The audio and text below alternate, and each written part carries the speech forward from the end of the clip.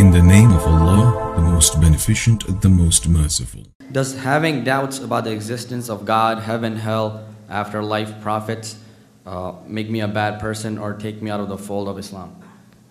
Having doubts, as I think all of you know, my dear brothers and sisters, but this is a humble question, jazakumullahu khair. You all know that knowledge begins by doubt.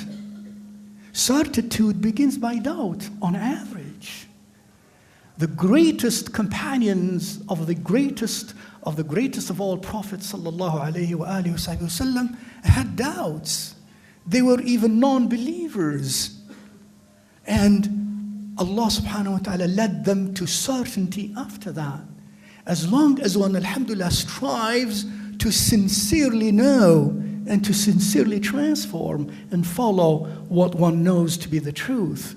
Second, even when we believe, it does not have that sometimes many people on average that we do not have some form of doubt in some specifics of our faith. That's also part of the course of growth and of the tazkiyah and of the polishing of ourselves, that we develop and we become better and better. And even in the time of Rasulullah sallallahu alaihi wasallam, some of the Sahaba in clear texts expressed something of this nature of doubt, and Rasulullah sallallahu alaihi wasallam did not treat that in ways you should not have that, but he said, did that happen? And he even gave the answer to indicate that that's the path to certitude. And I don't want to say what that question exactly was for the sake of brevity, but yes, that happens.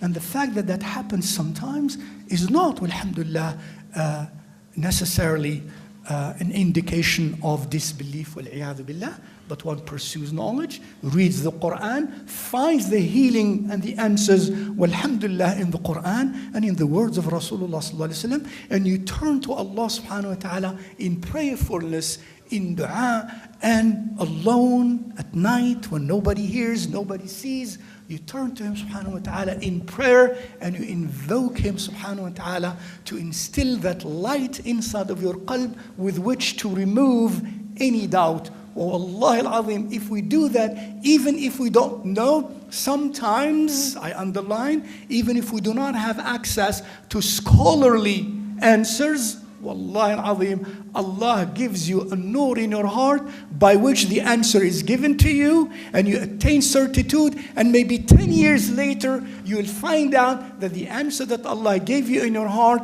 was a recorded answer in our Islamic tradition. Wallahu ta'ala a'lam.